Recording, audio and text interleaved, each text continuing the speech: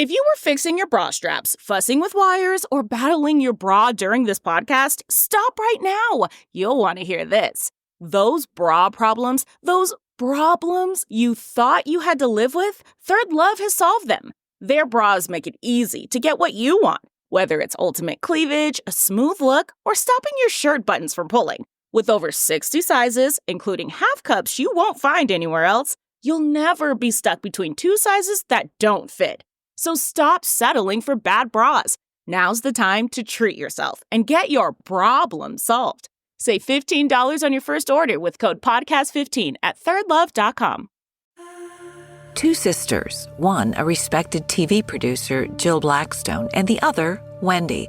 She was disabled, nearly blind and deaf, and Jill had devoted herself to taking care of Wendy. Jill was her best friend, her sister, her everything. But the sister bond was shattered when Wendy and some of the sisters' rescue dogs were found dead in a garage next to a toppled-over barbecue grill. Jill says accidental carbon monoxide poisoning killed everyone. Police do not believe her. Police arrested Jill Blackstone for the murder of her sister. Investigators think it was staged to look like an accident. Who will you believe, especially now that a secret source has come forward with evidence never made public before? Jill was a good producer. There's no doubt about that. But would she produce murder is the question. Season 2 of Bad Bad Thing, The Blackstone Sisters, available now wherever you get your podcasts. I always say, show me a perfect family. I'll show you a family with secrets.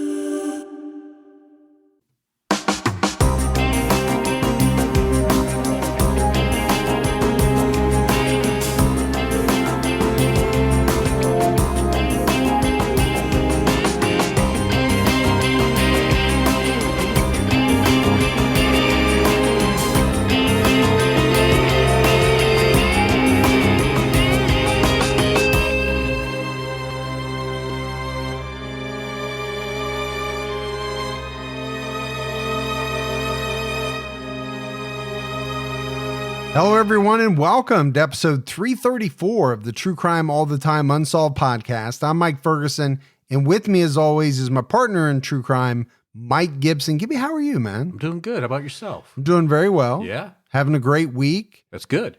Both my girls came home this last weekend from college, got to see them, hang out with them. It was nice. Well, that's because they love you. Yeah, they do, and we love them. Let's go ahead and give our Patreon shout outs. We had Sarah Navarro. Hey, Sarah. Mama's 25. What's up, 25? Marianne Champagne. Oh, good champagne. Matthew Simmons. What's up, Simmons? Vicky Briggs. Well, appreciate that, Briggs. Madison Monroe. Oh, Monroe. Lily Desiree Thomas. Well, I appreciate that, Desiree. Danielle Francis. What's up, Francis? Amber Adcock. Hey, Adcock. Donald Davis. What's up, Davis? Andrea Crimmins jumped out at her highest level. Cremans. Amber Sellers jumped out at her highest level. Related to Peter Sellers? I don't think so. Rachel Young jumped out at her highest level. Very young, thank you. Jenny Maney. What's going on, Maney? KM. Just still trying to figure out what the KM stands for. I think there's a lot of variations that it could be. Yeah. And I don't think you'll guess it. I could run it through my computer and might spit it out. Beep, boop, beep, boop, beep, boop, boop. No answer.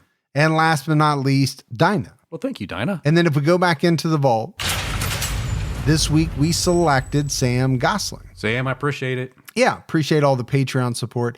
We had a couple of great PayPal donations from David Rand. What's up, Rand? And Ashley Sheeler. Sheila. So thank you as well. Gibbs, right now on True Crime All the Time, we have part 1 of 2 on the Lori Vallow Daybell case. This is a case that a lot of people have been asking us to cover. Pretty well-known case, and a case that people are still following, even today. Gets my blood boiling. Yeah, Lori is known as the Doomsday Mom or the Cult Mom. And so if you haven't done so yet, check that out. All right, buddy, are you ready to get into this episode of True Crime All the Time Unsolved? I am ready. We're talking about the 2018 disappearance of 16-year-old Karlie Gusé. On the evening of October 12th, 2018, Karlie Gusé called her stepmom and asked for a ride home. She admitted that she had gone to a party and smoked marijuana.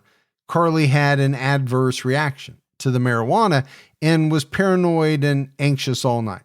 She left home in the early morning hours while her family slept and was last seen by the highway near her house. Karlie has not been seen since.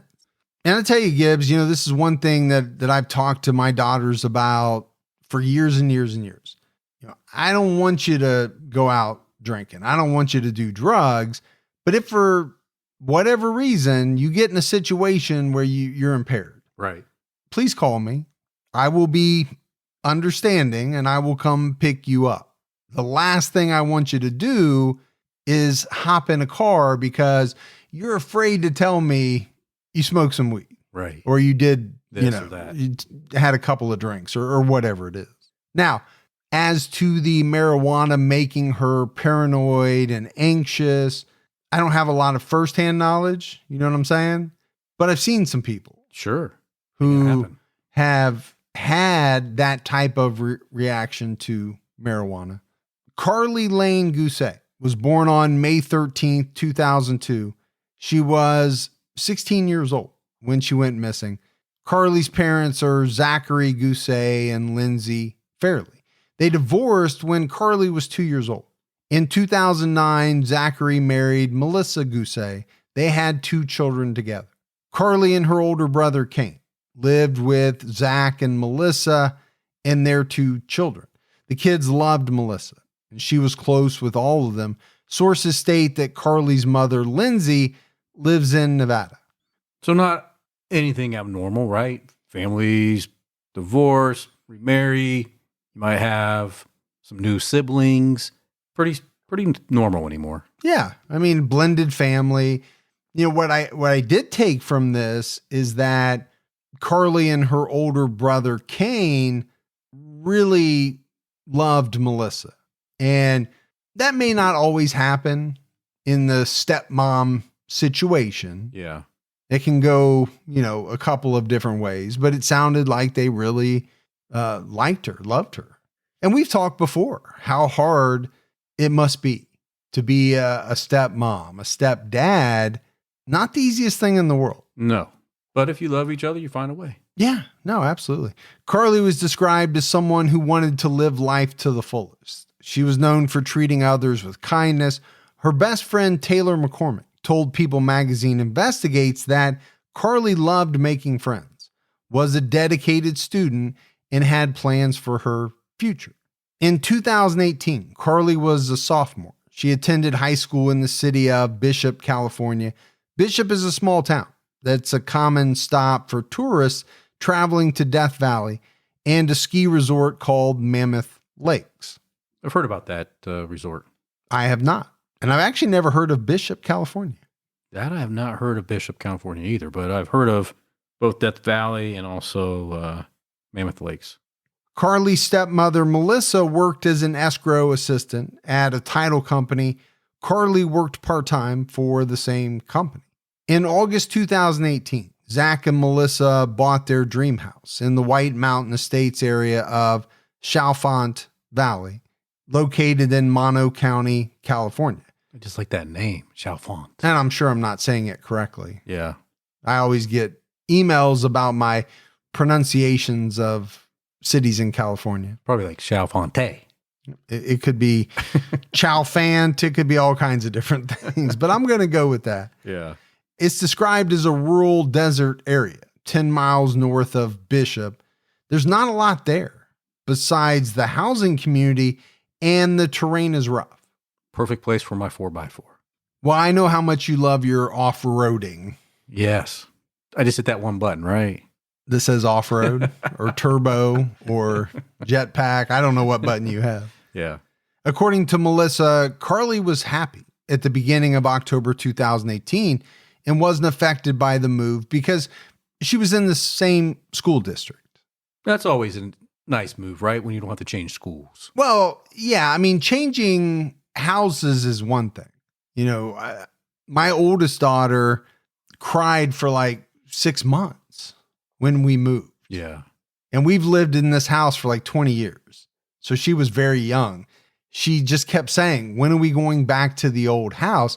It was a really tough experience for her. But I think for most people, yeah, is it the easiest thing in the world? No. But what's much tougher, for a sophomore in high school is to switch high schools. Oh, for sure. Yeah. And start all over and leave your friends behind. That's very tough. Karlie had started dating a junior named Donald Arrowwood III. Her friend Taylor told People magazine that Karlie wasn't as close with her friends after she started dating Donald. That happens to a lot of kids. Yeah, I was going to say, I think we've probably all been there, either, ourselves when we started dating someone, or we had a friend who started dating someone. And it was just kind of like they fell out of the friend group a little bit because, let's face it, young love, new love, you want to spend as much time as possible with that person. You're experiencing all those new feelings. At one point that year, Karlie was struggling in school and got in trouble for coming to class high. However, it seemed like she was able to improve her grades and she wasn't having any disciplinary issues at school at the time of her disappearance. October 12th, 2018 was a Friday. At 6 p.m., Karlie called Melissa to ask if she could go to a football game. She said she would get a ride from her boyfriend, and Melissa gave her permission to go. Okay, that is a call that is made all over the country every Friday night in towns everywhere. Hey, can I go to the football game? Sure. Absolutely. I did that when I was young, always asked, can I go to the game tonight? Well, you had to be there because you were the water boy, I thought, but you had to mix up that high quality H2O. Okay. So I don't know why you had to ask permission to go to the football game. Around 8:30 p.m., Melissa called Karlie and asked for a ride home. Karlie sounded frantic during this call. She wouldn't let Melissa hang up on her. Melissa noticed that she didn't hear the sounds of a football game in the background, such as the band or the crowd cheering. She arrived in Bishop and asked Karlie where she was. Karlie said she was running down Dixon Lane.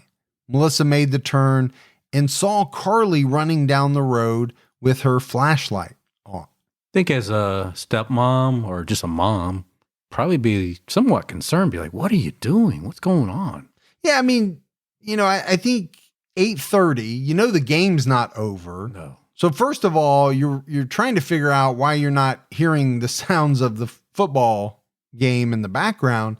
But even more alarming, I think, is, when you see your daughter, your stepdaughter running down the street with a flashlight. I mean, your thoughts have to be racing. What's going on? Is someone chasing her? Is she having, some type of medical emergency? Melissa was concerned by Karlie's odd behavior and asked her what was going on. Karlie said she was scared and wanted to go home, and then admitted that she had lied about going to the game. Karlie had actually gone to a party with her boyfriend and smoked marijuana. Which you would think the lying's bad, smoking marijuana as a 16-year-old, not that great. But is it something you feel like you're really going to get in trouble for? I mean, you might get grounded because you lied, right? If that was my kid, I'd probably be like, you lied to me, why did you lie to me? And you're not supposed to be smoking. You're 16. Don't do it. Yeah, I get what you're saying. I mean, it's not end of the world type stuff, but we have talked about on many occasions what goes through a teenager's head about what is end of the world type stuff. Well, that's true. Many 15, 16, 17-year-olds think that something is much worse than, let's say, what you and I might think it is. Whether that's the end of a relationship or getting caught lying or, whatever. Karlie's boyfriend, Donald, spoke with the Las Vegas Review-Journal and said that Karlie started panicking after she smoked. He said she got scared of the music. She got scared of me. I almost feel like it was like a strong strain or maybe some marijuana that could have been laced. Yeah, I actually had that thought as well. Now, in a later article by the Review-Journal, Donald was quoted as saying she hadn't smoked in a while. It could have triggered something. And sources noted that Karlie had previously had adverse reactions to marijuana. Well, when you eat a food or take a drug and it doesn't agree with you, you know what you shouldn't do? Do it again. Yeah. Well, but there's peer pressure. We all know about that. Sure. And Yeah, she's young at this time. and you think, well, I'm not going to experience that again. Right. Maybe. And I can't tell you how many times I've said I shouldn't do that again, and I do it again. Well, you're big on do as I say, not as I do. That's something I've learned. I am. Thank you. Karlie was anxious during the drive home. At one point, she screamed at Melissa that she was driving too fast. They got home around 9 p.m. Zach noticed that something was wrong immediately. He asked Karlie what she had taken, and she told him that she smoked pot. It didn't seem like Karlie was having any medical problems, just that she was feeling anxious and paranoid. So really no reason to take her to the ER at this point, the way that the family is perceiving it. No, not. I think from the information that we have, it does remind me of the story of my oldest when she was much, much younger. She was really big on, one of these packets that you mix with like a 16-ounce bottle of water. Yeah. Like flavored water. Sure. And we would buy them for her. One time a family member bought some, but it had like high amount of caffeine in it. Okay. And she drank like 3 or 4 of these things, I guess, without our knowledge. Yeah. And literally thought she was dying. Yeah. We almost had to take her to the ER because she was so caffeinated up. Probably hyper. felt like her heart was just That's pounding. what she said. She said her heart felt like it was about ready to jump out of her Is this chest. the same one that now has the Caffeine addiction? Yeah. Yeah. Okay. Actually, both of my daughters love caffeine. So the family ate together, and Melissa went with Karlie into her room to try to help her settle down. According to the Charlie Project, Karlie wrote in her last text to Donald that she thought the marijuana was laced with something. So, it's a good point that you made. And I was kind of thinking something similar. There are some scary things out there. We hear all the time about fentanyl. Sure. And, what back in the day, they used to lace marijuana with PCP and different things like that. Maybe they still do. I don't know. Angel dust or whatever you call it. And yeah, you can have some really bad reactions. Yeah, you got to be careful where you buy your marijuana from, if you're allowed to buy it. Melissa recorded a conversation with Karlie with the intention of playing it back for her, basically to teach her a lesson about drug use. This 8-minute recording was not made public until 2023. The following quotes come from the audio released by People Magazine Investigates. And, we could have played the whole thing, but it's 8 minutes long. It's pretty long. So we're just going to pare it down to kind of the quintessential quotes. Karlie told Melissa, "You're going to kill me." Melissa responded, "Karlie, listen to what you just said to me." Karlie said, "What?" Melissa said, "You said you're going to kill me." Karlie replied, "Don't kill me." Melissa, "Why would I kill you? That's preposterous. That's ridiculous." Karlie said, "I'm eating the devil's lettuce." And what is the devil's lettuce? Is that marijuana? I think so. Right? I don't know. Why would you ask the question if you don't know? Because I figure you would know. I think it is the marijuana. The marijuana. What are you, 90? Are you smoking the marijuana? No, I'm just eating the lettuce. Melissa said, "You're eating lettuce that I just freshly chopped, that I bought from the grocery store." So I don't know that she was referring to marijuana. I think she was actually referring to the lettuce, but for some reason calling it the devil's lettuce, I don't know. Yeah. That's a heck of a salad, though. Karlie said, "I don't know why. I'm just thinking that." Melissa asked, "Why would you think it's the devil's lettuce?" To which Karlie replied, "Because I'm just thinking all this demonic stuff. I can't help it." Melissa said, "You're okay." Karlie asked, "You wouldn't call them?" Melissa said, "Why would you look at me like that?" Karlie came back, "Well, you just said you wouldn't. Would you call them?" Melissa asked, 911? If for what reason? If there was an emergency. Karlie said, "If I were to die." Melissa said, "If there was an emergency, yes, I would always call 911.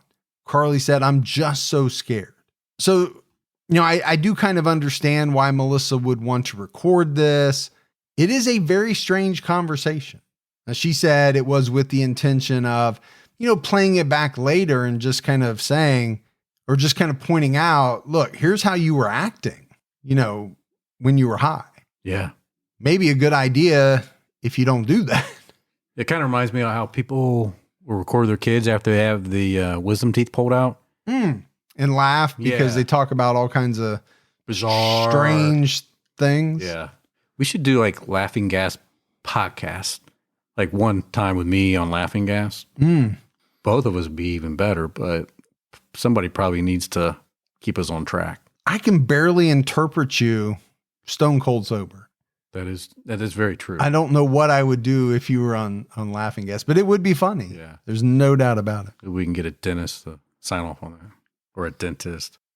True Crime All the Time Unsolved is brought to you by Progressive Insurance. Hey, TCAT fans, whether you love true crime or comedies, celebrity interviews, news, or even motivational speakers, you call the shots on what's in your podcast queue, right? And guess what? Now you can call the shots on your auto insurance too. Enter the Name Your Price tool from Progressive. The Name Your Price tool puts you in charge of your auto insurance by working just the way it sounds. You tell Progressive how much you want to pay for car insurance, then they'll show you a variety of coverages that fit within your budget, giving you options. Now, that's something you'll want to press play on. It's easy to start a quote, and you'll be able to choose the best option for you fast. It's just one of the many ways you can save with Progressive Insurance. Quote today at Progressive.com to try the Name Your Price tool for yourself and join the over 28 million drivers who trust Progressive. Progressive Casualty Insurance Company and Affiliates. Price and coverage match limited by state law. Angie's List is now Angie, the home to skilled neighborhood professionals. Angie is your home for everything home, and they've made it easier than ever to connect with skilled professionals to get all your home projects done well. If you own a home, you know how much work it can take, whether it's everyday maintenance and repairs or making dream projects a reality. It can be hard just to know where to start, but now all you need to do is Angie that and find a skilled local pro who will deliver the quality and expertise you need. Angie has over 20 years of home service experience, and they've combined it with new tools to simplify the whole process. Bring them your project online or with the Angie app. Answer a few questions, and Angie can handle the rest from start to finish, or help you compare quotes from multiple pros and connect instantly. And all of that means you can take care of just about any home project in just a few taps, because when it comes to getting the most out of your home, you can do this when you Angie that. Download the free Angie mobile app today or visit Angie.com.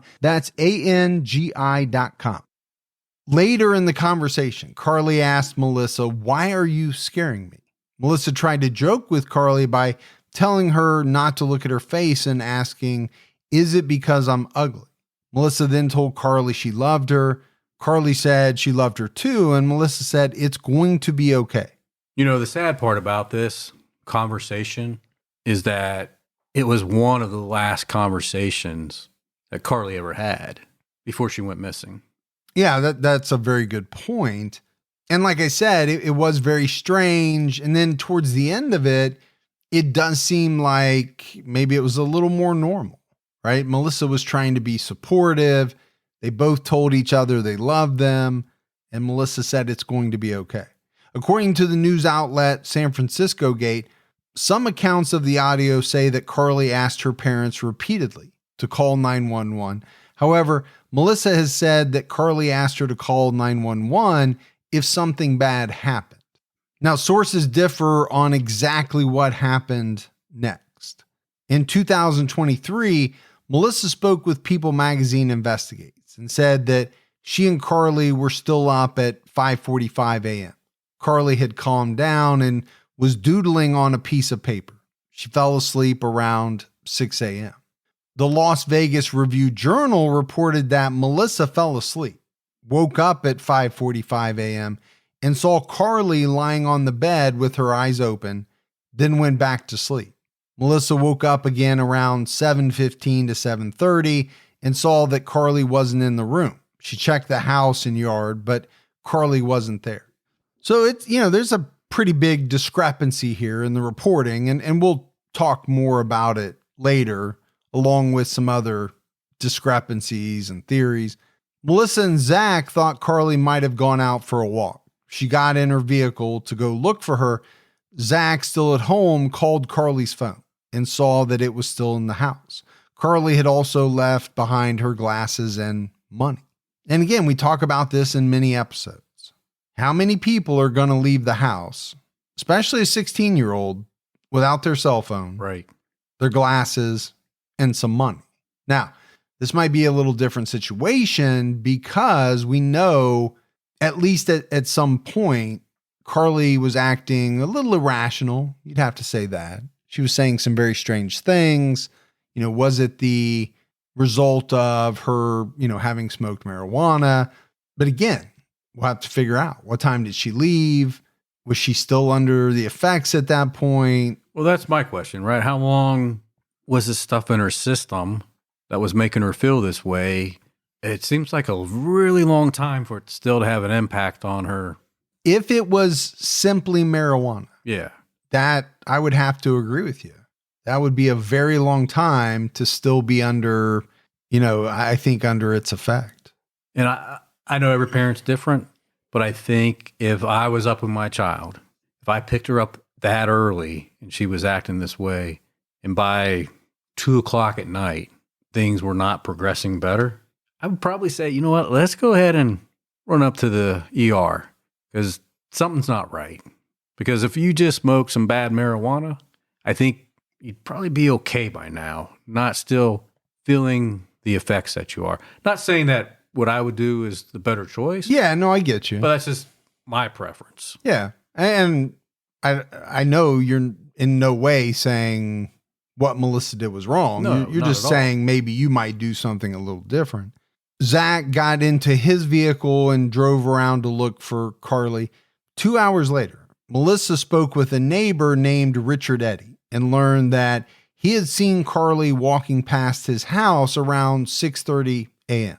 And I'm always amazed at what time people are up. I guess because I don't have to get up super early for work. Yeah, 6:30 is awful early, man. It is. It really is. My wife's been out the door for a long time by 6:30. Yeah, I had a job like that one time. Richard was sitting in his jacuzzi drinking coffee when he saw a girl walking by his house. She had long brown hair, was wearing a white top with gray bottoms, and was waving a piece of white paper and looking up at the sky. So this guy obviously was not getting ready for work, or maybe that was his routine before work. Yeah, maybe that's his morning routine. Let me have some coffee and get in this hot tub and get my blood flowing. That doesn't sound half bad, actually. Drinking coffee in a jacuzzi? Is there going to be a jacuzzi over here next time I stop by? No, probably not in the studio.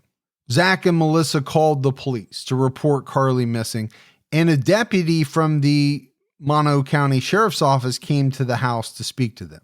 Melissa told the responding deputy that she had already reached out to all of Karlie's friends and her boyfriend, and none of them had seen her that morning. She said that Karlie had smoked weed the night before and explained her unusual behavior. She said she didn't think Karlie ran away and seemed extremely worried about her. She then shared her audio recording and mentioned the neighbor's sighting. So it sounds like she's doing everything that she should be doing. Yeah, it doesn't seem as though she's hiding anything at this point, right? They called the police. They explained what happened.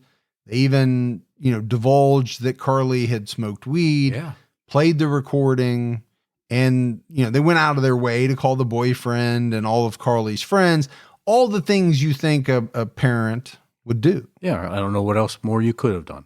The police spoke with Richard Eddy and noted that his description of Karlie's outfit, gray sweats and a white shirt, was different from Melissa's description. Melissa said she was wearing skinny jeans and a sweater. So maybe Karlie changed clothes, or maybe this was just a different girl. Yeah, I think we don't know anything definitively. I do know that my girls change clothes a lot. Yeah. During a day. Well, you changed 3 times since we started recording this. I have, just for funsies. The police started a search for Karlie in the early afternoon, utilizing dogs, drones, and helicopters. Donald Arrowwood and an 18-year-old named James Doolin assisted in the search, the police learned that James was hosting the party at his parents' house. Donald described how Karlie's demeanor changed after smoking at the party. The young men were asked if the marijuana was laced with anything. They said no, and added that everyone had smoked the same marijuana and didn't have a reaction like Karlie. So either Karlie really had a bad reaction to that, or did Karlie take something else along with smoking the marijuana that no one else knew about? Yeah. Or could somebody have laced it before they gave it to her? I mean, there are a lot of things to think about. There sure is. But this is why, when I was in high school, I never wanted to be the person hosting the party. I always went to parties at other people's houses because, number one, I didn't want to get my ass kicked for, somebody messing up the house or something like that. But number two, I was thinking about liability even back then as a 16, 17-year-old. Yeah.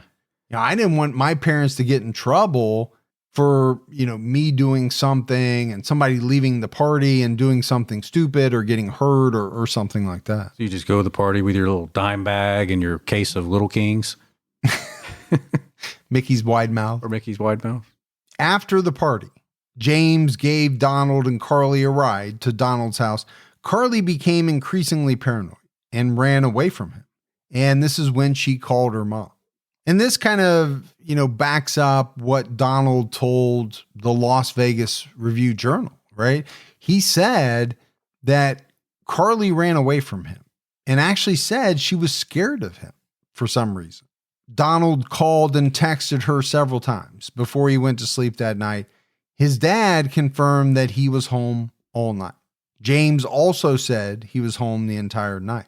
Now, both guys were reluctant to say where they got the marijuana from, but they went with the police to James's house, and investigators took the smoking device and the marijuana for testing.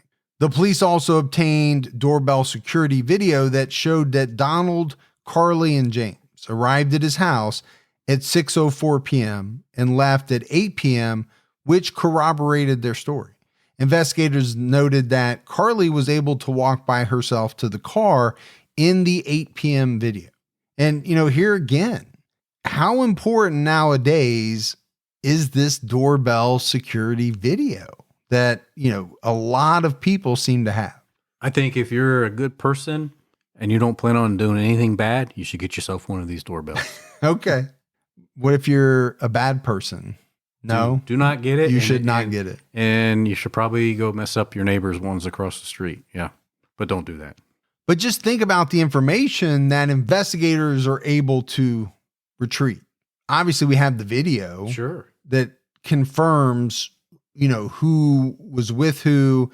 You've got the timestamp of when they arrived, when they left, but you also have, actual video of her walking. Is she stumbling? Is she, swaying? And it didn't seem as though she was.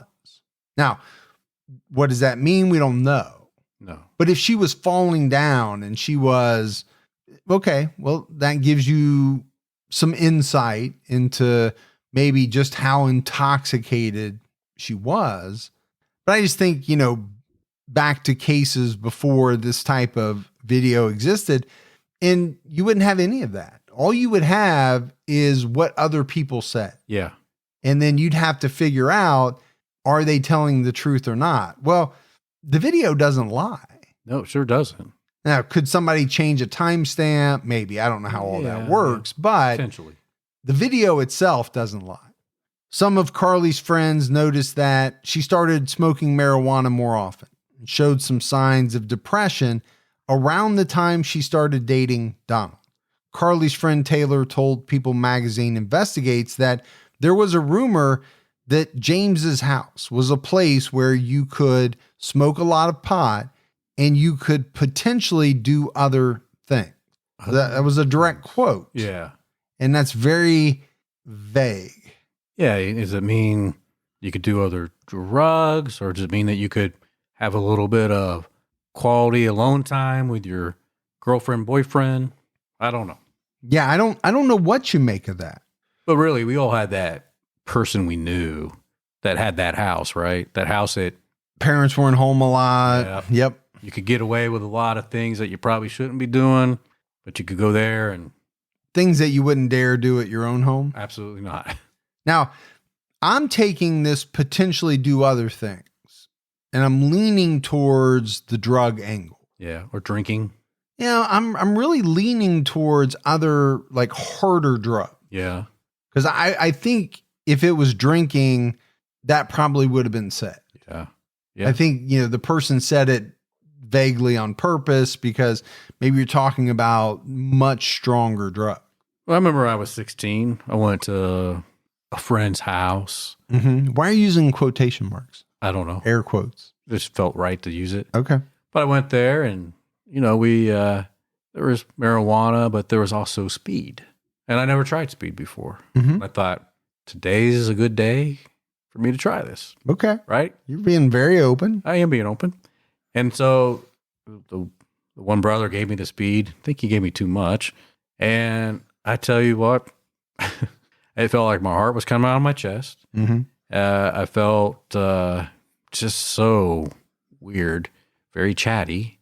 And later in the night, I felt like, I was just getting sick, Not a great experience. Not a great experience. I remember after it, I'm thinking, never again. First and last. Yeah, yeah.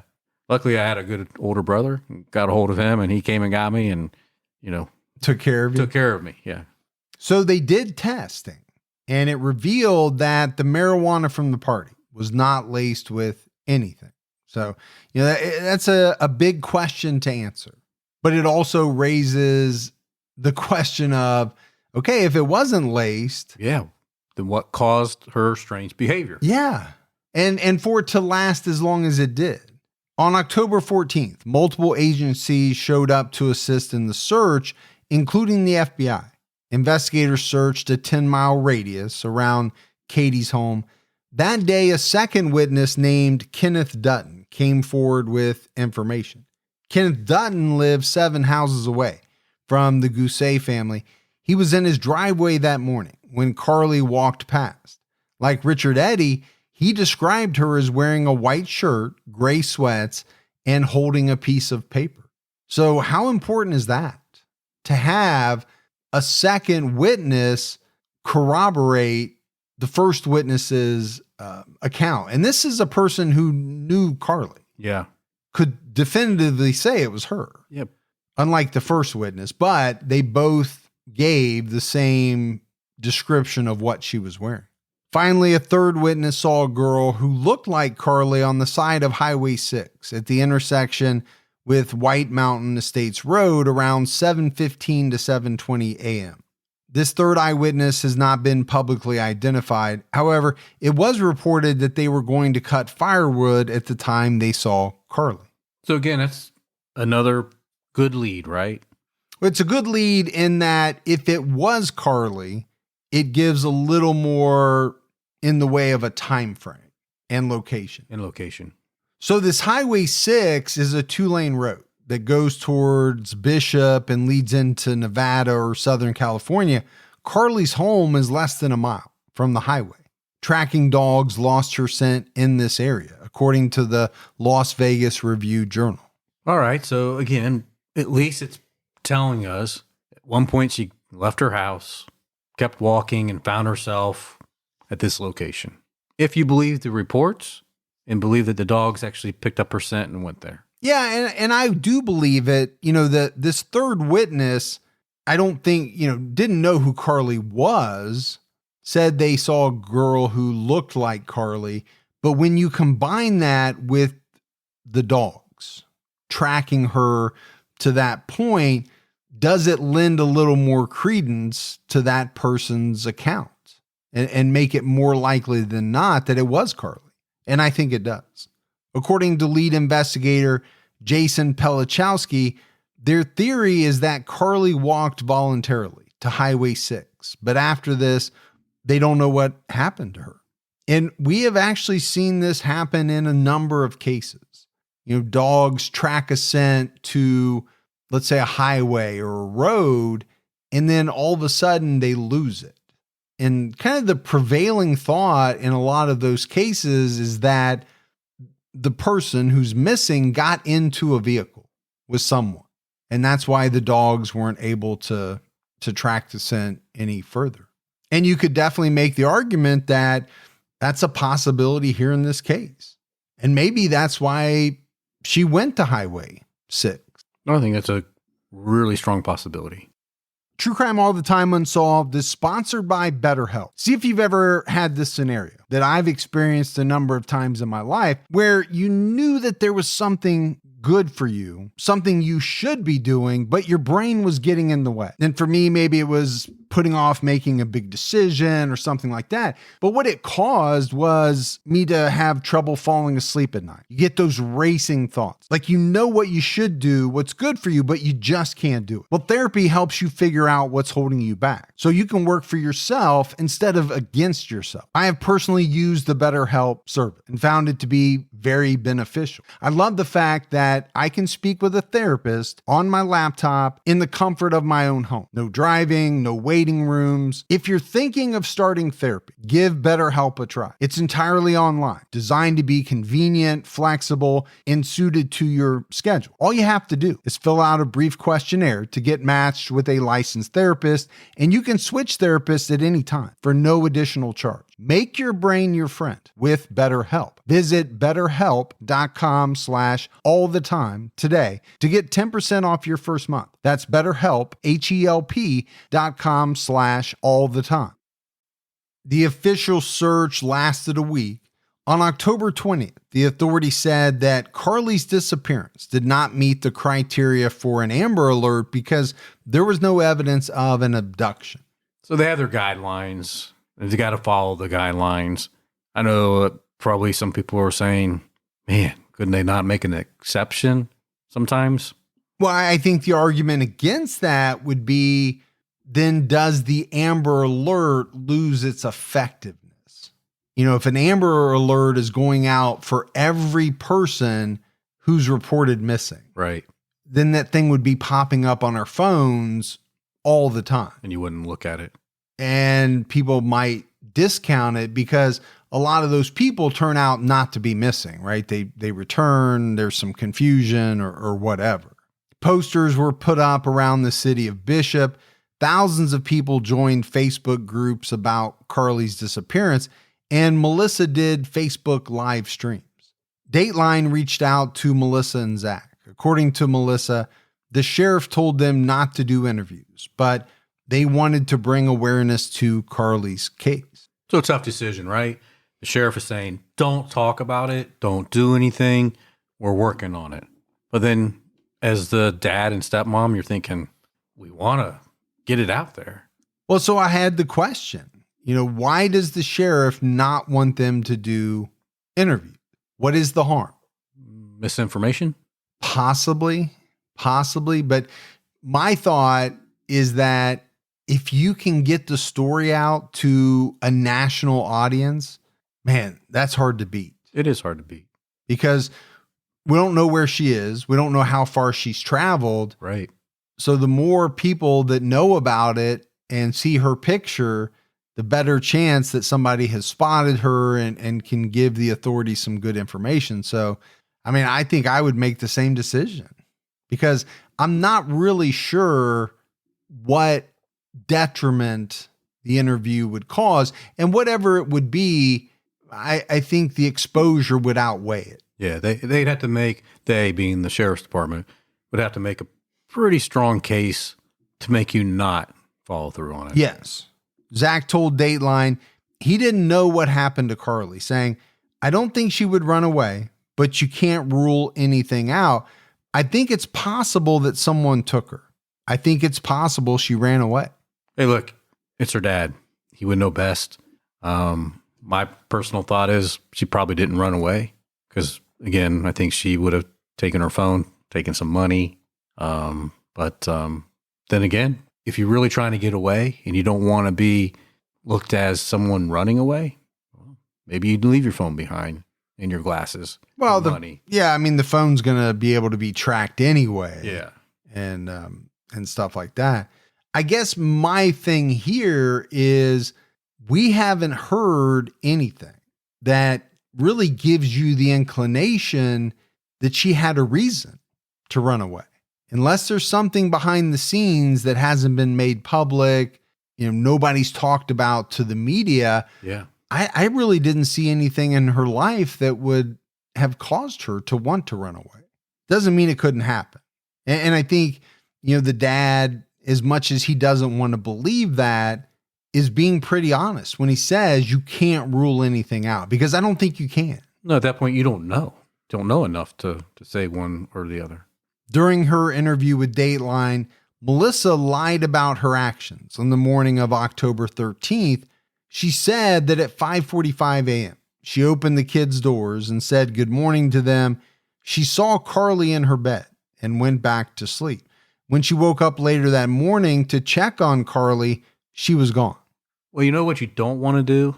You don't want to lie, but you certainly don't want to lie on a national TV show. No, not on the national stage. And we'll get into how it comes about, or how it's figured out that she lied.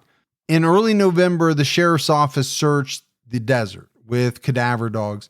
In November, Melissa spoke with the Las Vegas Review-Journal and said, just the thought of her going to the highway, it makes me feel like someone just happened to be driving by and grabbed her.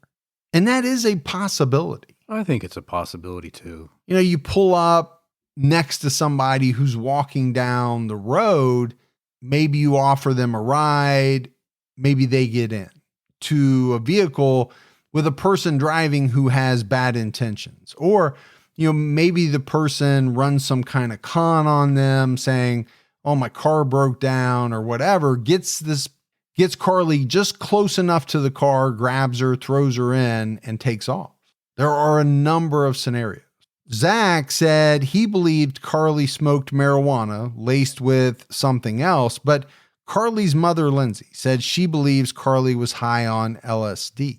Karlie had recently asked her about the drug, and Lindsay told her it was dangerous. I mean, LSD would make her act kind of like how she was doing. Well, let's not kid ourselves. LSD is a lot different than marijuana. I've never done LSD. I know you were there in the 60s when they were developing it, or as a baby. When you were there with Timothy Leary, when he was getting everybody to use it. Give that baby Gibby some of that.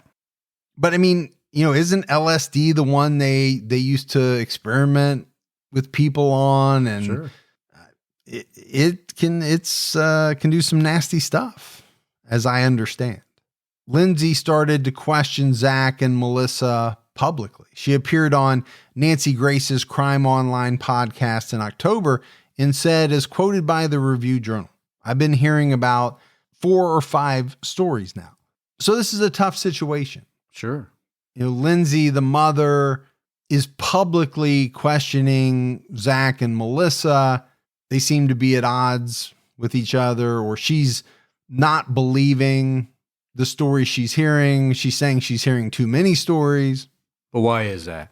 If you're telling a story, you said this either a week ago or a couple of weeks ago, if you're telling a story and you're being truthful about the story never changes, right? But if you're lying, then the story changes all the time because you can't remember what you said from one story to the next. Well, especially as time goes on. Can I tell you the same lie tomorrow that I tell you today? Yeah, probably. Can I tell you the same exact story a month from now? The chances are slimmer.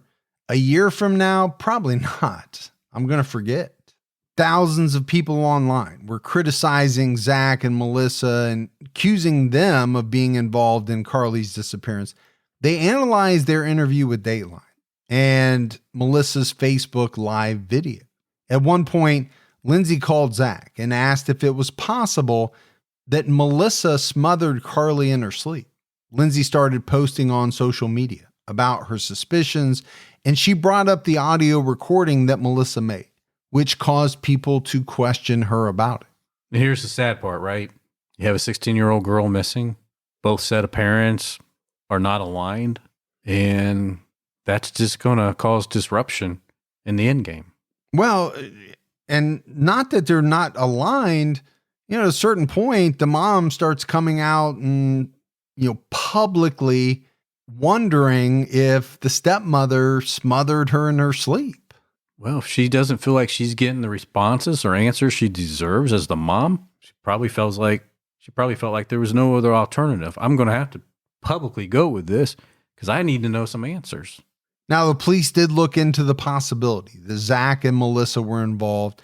They did a forensic search of the house and took the parents' phones and Karlie's phone and belongings. Melissa turned in the recording, and they took polygraphs with the FBI. Their phone data corroborated their stories about their movements on October 12th and 13th. So, when you talk about people cooperating, I don't really know that you can cooperate any more than that. You turned over your house and let them do a forensic search. Yeah. You gave up all your cell phones. You even took a polygraph for whatever that's worth. But the cell phone data, is usually pretty important. And it corroborated their story of where they said they were on those days. In February 2019, Sheriff Ingrid Braun confirmed that they had served search warrants for Karlie's devices. Sheriff Braun told News 4, there have been some very angry posts about members of the family accusing them of a crime. At this point, we don't have a crime. We have a missing person. And it's gotten really angry and really nasty towards the family, and it wasn't fair to them. And that's a very, interesting statement. And I would have to agree. If they didn't have anything to do with this, that's really rough to question whether or not Melissa smothered Karlie in her sleep. Yeah. Yeah. I think until you have certain evidence around that, I think it's hard to go after somebody. On March 25th, 2019, the Dr. Phil Show aired an interview with Melissa, Zach, and Lindsay, but Lindsay was interviewed separately from them. During that interview, Melissa recanted the story she told Dateline. Dateline added her statements to their original article. Dr. Phil said, Melissa, you told NBC the next morning that at 5:45 a.m., you did your usual routine of opening up the kids' doors, saying good morning, getting them ready for school, that sort of thing. She was still in bed at that time. Did you go back and lay down? Melissa responded, no. That the Dateline NBC, yeah, that was a false story because I wasn't. It was a lie about checking in on Karlie because it was in the beginning and I didn't know what to say. And I shouldn't have even done the interview.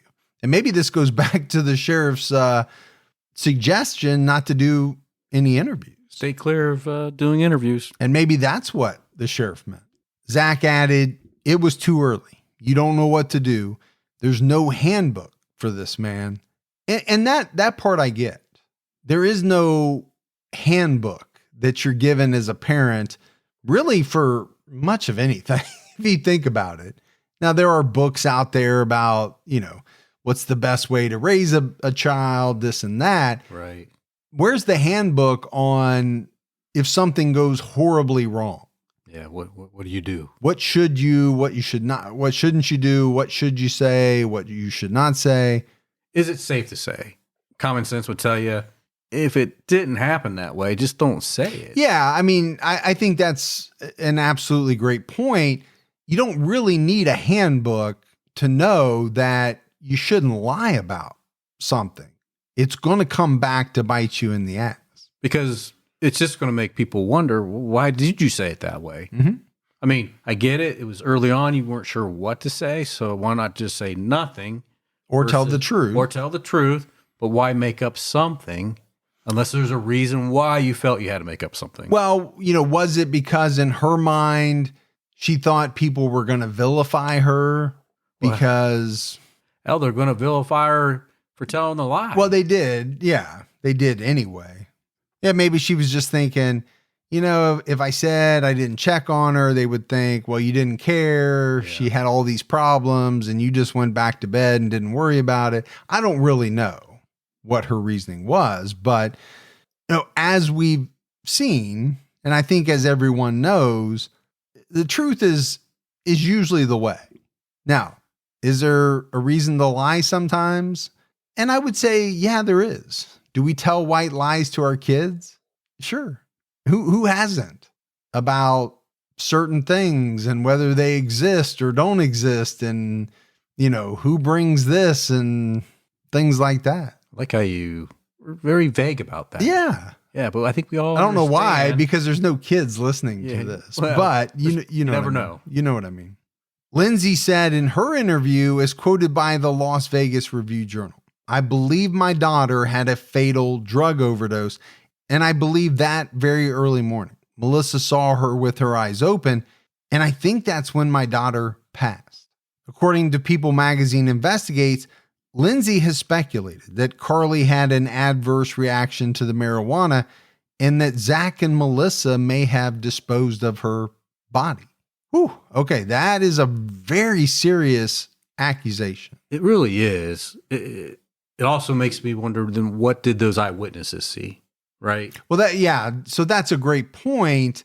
If she was dead, then how did she leave the house and have multiple people spot her walking in this very specific outfit, holding a white piece of paper? Or is she saying that Zach and Melissa tracked her down after that point and then she died? I mean, that's a little hazy. Or did these people see somebody, but it really wasn't Karlie? Yeah. It's just somebody that kind of resembled her in It's possible. some fashion. Because I do believe the first witness we talked about and the third witness didn't know Karlie, but it did sound to me as though the second witness lived so close that they probably would have known what she looked like and known whether or not it really was her. Lindsay also said that she heard part of the recording and said Karlie asked Zach and Melissa to call 911. Well, a lot of controversy about the recording, and if she did ask her parents, her dad and stepmom, to call 911 at that moment, you would think that they should have done that. I think the dad and stepmom are saying that she said, "If I need to go to the hospital, will you call 911?" Yes, I think that's what they've said. So, but who do you believe? Well, the online comments against Zach and Melissa got worse after they appeared on Dr. Phil. Melissa told People Magazine Investigates that someone stalked them, took pictures of their house, and posted it online. In 2023, Melissa told People Magazine Investigates, "I started the lie because they didn't want to give out any information that might deter the investigation. And I even called a reporter who had done our interview and asked her to redact it and told her blatantly that I had lied. And that was when I started to receive a lot of backlash from random people, strangers, accusing me of doing harmful things to her, and that I killed her and I buried her and that she's missing because of me." Well, people are going to definitely react to things like this, right? They're not going to be indifferent on this. No, not on social media. I think we've learned people don't hold back. They're not afraid to blast someone, whether they're sure they deserve it or not. People kind of let loose. Yeah. And, she did admit to lying. And so just based on that fact alone, some people are going to, really give it to her about that. And what did the lie do? It took away from the investigation. Yeah. It did cause a delay, because where's all the focus now? The focus is now, at least in the social media arena, the focus is on the lie. Yeah, it is.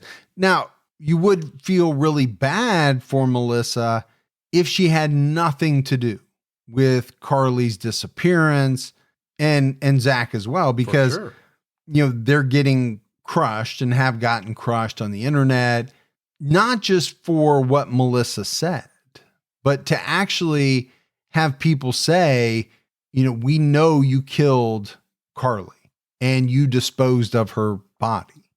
That would be really rough to hear. That is rough if you had nothing to do with it. The Las Vegas Review-Journal released an article a year after Karlie went missing. When asked by the Review-Journal if anyone had been cleared, Sheriff Ingrid Braun said nobody's been cleared of anything. Right now, I don't even have a crime to clear them up. And, the sheriff has been pretty consistent, with that. We don't know what the crime is. We don't know that there was a crime. And if there was, we don't know what it was. Right. So I think it is pretty hard to clear people. Yeah, because at this point, you just have a 16-year-old girl at that time who's gone missing. The Review Journal noted that there has only been one arrest in Karlie's case. 18-year-old James Doolin was charged with providing cannabis to Karlie on October 12th. In January 2019, he pleaded guilty to contributing to the delinquency of a minor. On the 2-year anniversary of Karlie's disappearance, the FBI launched a campaign to renew interest in the case. Mono County Sheriff's investigator Jason Pelichowski told People Magazine Investigates that in March 2021, the sheriff's office received a call from a witness who claimed they saw Karlie at a party in Tonopah, Nevada, about 100 miles from Chalfont Valley. A pretty good distance. Yeah. What, hour and a half at least? Yeah. The FBI spoke with the tipster. They said they had known about the sighting and were feeling guilty. They called in the tip so late because they were involved in drugs, but had recently gotten sober. They didn't know why Karlie was in Tonopah, but they provided the make and model and approximate location of the vehicle that picked her up on Highway 6 and transported her to Nevada. So sounds like a potential good lead. It could be. Yeah. And we often ask the question, if somebody knows something, why wouldn't they want to come forward? And almost always it goes back to self-preservation. That person doesn't want to get in trouble because they were doing something wrong themselves when they witnessed whatever happened. Yeah. So in this case, the tipster saying they were involved in drugs, which is why they didn't want to call. They didn't want to get in trouble, but now they're sober, they're feeling guilty, and they're making the call.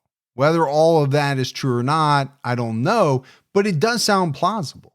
Well, I think Zach and Melissa, in a sense, has to feel, I don't want to say feel good about this, but it certainly shows that there's another eyewitness claiming to see her, which means if that's the case, clearly they didn't have anything to do with killing her, burying her body, as some of these statements have been.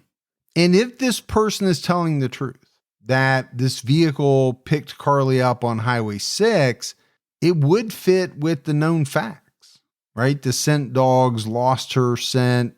At that point, we kind of theorized that maybe she got in a vehicle. Now, why she got in a vehicle or why she was in Nevada, we don't know. Yeah. And, the other question that obviously comes to mind is, it's been like 5 years now.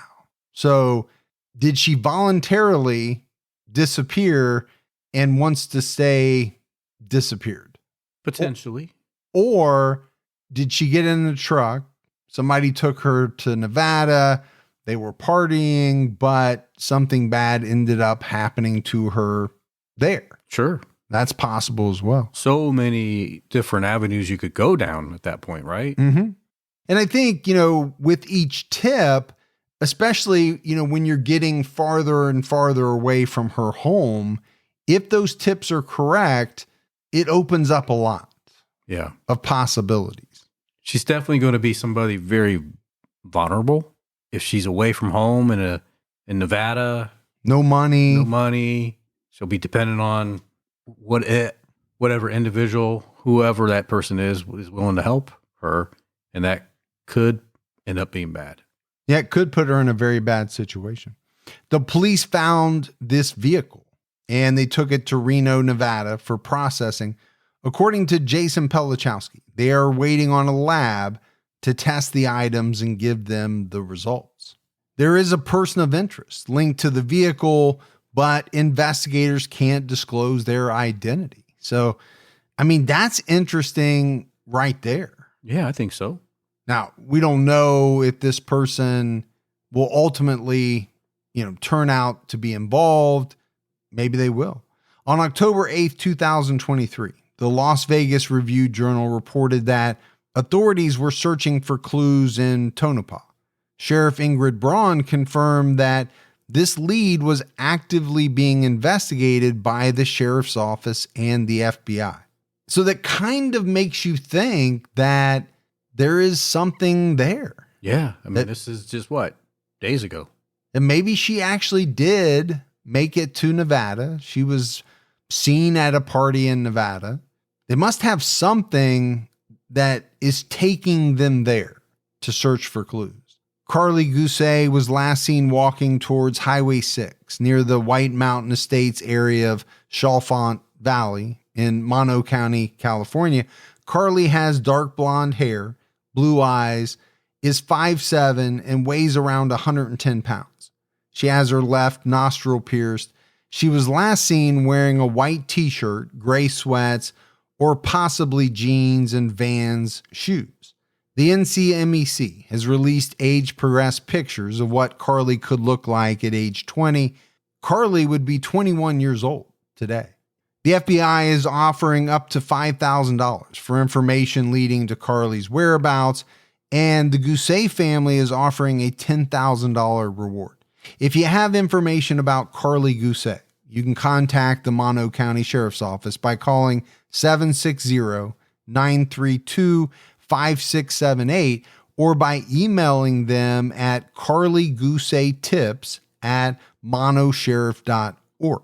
You can also contact the FBI Sacramento office at 916-746-7000. So 5 years, not a lot has happened. You'd have to say that. What is very promising, though, is that, something seems to be happening just this month. The FBI, the sheriff's office searching in Nevada. Like I said, there is something that has put them there. Sure. And, maybe it's the person of interest linked to the vehicle that they found. Maybe it's, some test results that have come back that we're not privy to. We don't know. I just feel like Lindsay, Zach, and Melissa are probably sitting on the edge of their seats. Waiting to find out what comes from this latest development. I think that has to happen for family with every tip. Yeah. Or every new piece of information. You have to say, right, this is the one. We're finally going to figure it out. And I'm sure they're thinking or hoping she's still alive. They're going to bring her home. Yeah. We'll be reunited. But, we'll have to wait and see whether this tip pans out or whether the case goes cold. Obviously, you and I are hoping for the former. Yeah. I'd like to have this resolved. But that's it for our episode on the disappearance of Karlie Gusé. We got some voicemails, Gibbs. You want to check those out? Let's hear them. Hi, this is Karen from Minnesota.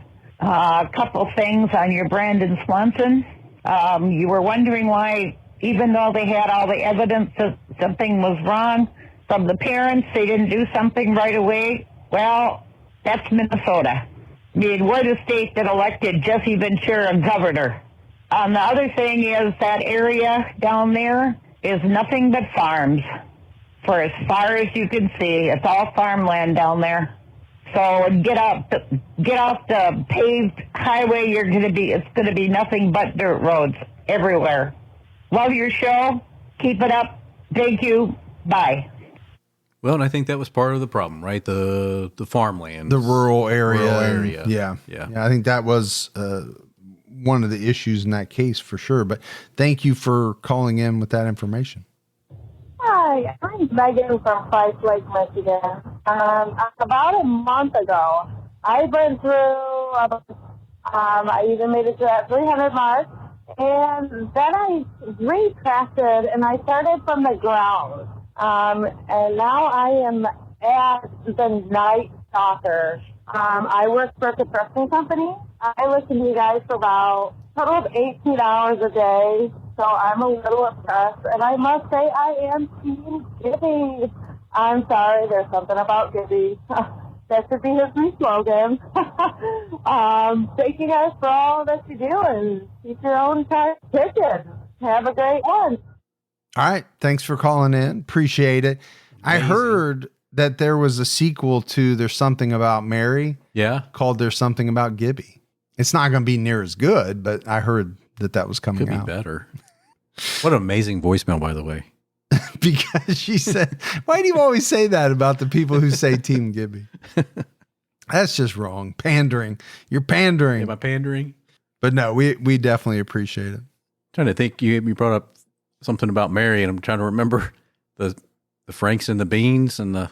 How'd you get the beans above the Frank? Yeah. Oh, that movie cracks me up. The first part of that, like the first 5-10 minutes of that movie, is some of the funniest stuff. Oh, it's ever. Awesome. I mean, the whole movie is good. It's funny, but that first scene where everybody comes in, the policeman sticks his head, or the fireman through the window, and he's like, "Hey, you come on in here. You got to see this." Yeah. It just cracks me up. All right, buddy, that is it for another episode of True Crime All the Time Unsolved. So for Mike and Gibby, stay safe and keep your own time ticking.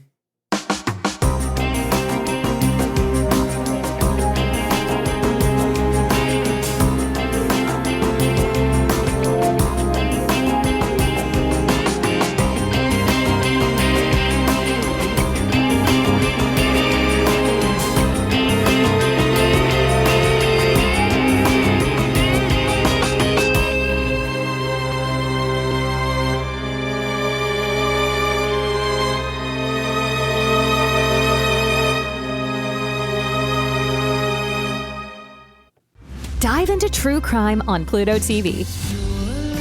Unravel the mysteries with Forensic Files and 48 Hours. Investigate crimes with Dateline 24/7 and Unsolved Mysteries. With thousands of free crime movies and TV shows, Pluto TV is the true home of crime.